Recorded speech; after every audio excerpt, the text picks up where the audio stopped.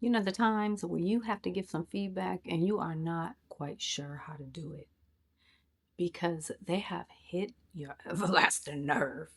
I've had that happen multiple times. And what I want to talk about today is how do we lean into a conversation that's difficult when somebody has worked our nerve, especially when you are a leader and there's a power differential. This came up for me because I was listening to an audiobook by Brené Brown, and she was doing an interview with Jenny Clark. One of the things that resonated with me was talking about giving feedback to people and being very clear. Often we want to, what my good friend, actually one of my best friend calls soft shoe it, meaning we want to create a space where people will not be uncomfortable. But the reality is, it's not that we don't want them uncomfortable. We don't want to be uncomfortable. And so what Brene Brown said that kind of knocked my socks off. I'm not going to read it because I don't want to mess it up. But she leaned into the complexity that exists when you are standing in grounded confidence and you also are giving what can be perceived as tough feedback.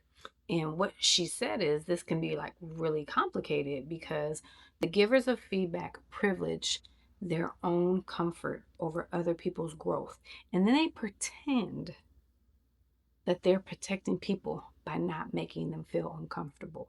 And it just made me think about when we soft shoe it, when we are trying to create a space where people are comfortable, that we are likely doing that for ourselves because we don't want to sit with the discomfort that comes along with the perceived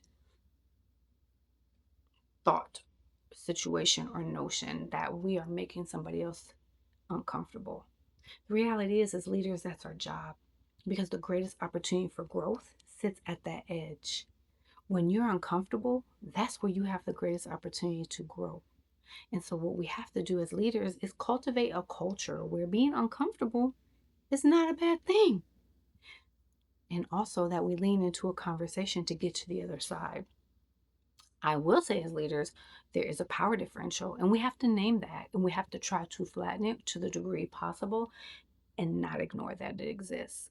So, when you lean into a conversation as a leader, it's really important that you not only acknowledge the power differential, acknowledge what you see, be honest, clear, and show some compassion, but attune to what the individual is going through. What do you know about them, and where could you be wrong? Where may you be missing something? Because whatever it is that they're doing, the lack of performance or the missteps or whatever is causing you to have to communicate with them about what they may not have done that's appropriate or that meets the bar or the standard of their role, of their responsibilities, it's likely important to lean into where are they in that moment and what is going to be the most effective in getting the outcome that you're looking for. So I would ask you, what is the outcome that you hope to accomplish? And when you talk to the individual, what can you do as a leader to support them in understanding where the challenge lies and what is necessary for them to overcome it? And what can you do to support them? Also, what does it mean about you as a leader when somebody doesn't perform on your team? Because see, used I once believed that whatever my employees did or whatever was happening or whatever outputs my team produced was a direct reflection of me as a leader. And the reality is, some of those things are true. However, I do not control other people. What I control is myself and how I take things in and how I intentionally respond. So if someone's not delivering and the work has to get done, I could step in and do it myself.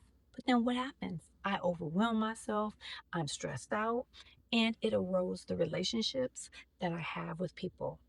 Instead of calling them in, communicating with them, and sharing, hey, this is what I'm seeing. Help me understand. Help me understand what is underneath this. Help me understand what is getting in the way of accomplishing this. Let's go over the expectations. Let's go over the outcomes. Let's go over the job and what you have committed to engage in. And let me see where I can be more supportive. Let me see how I can help you to get to the other side. This requires me to be able to step outside of ego, outside of what I think it should be or why I think I'm right, and lean into what I could be missing. And that's all the middle step of my receive, perceive, respond method. The reality is, if the job's not getting done, that's facts. And if they haven't delivered, that's a fact too. Now, I've heard somebody tell me that they get frustrated because they see the potential that someone else has and they want to pull the person along. And what I would encourage anyone who feels that way to explore is, what makes you think you need to pull somebody along? Because everybody is not in the same place or space, and everyone does not want to score a 5 out of 5 on their performance review. If a 3 is the standard and a 3 is acceptable, perhaps they're okay with that, because 3 does not mean you're not doing a bad job. However, a lot of people want to get the 5, and if you want to get a 5, you assume somebody else wants to receive a 5. But that may not be where their priorities lie. Their priority may lie in getting the job done, and that's okay. They may not get it done the way you would get it done, but they are getting it done at the level in which they were hired to get it done. They're satisfactory. It's not a bad thing. Now, if they're below satisfactory, that's another conversation.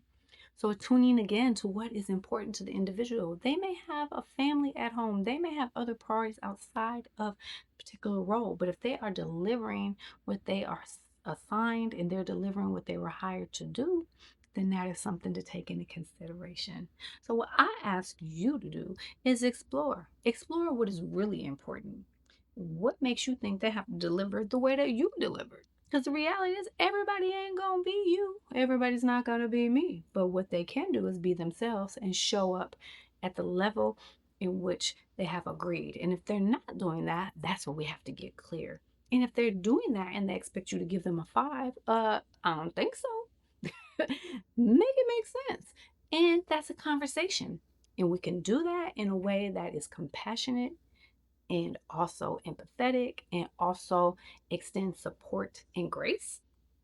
And also, we're not going to tell somebody the sky is purple when it's clearly blue. We're not going to tell somebody the sun is shining when it's pretty gray and there's thunderstorms out. So we have to show up from an authentic space.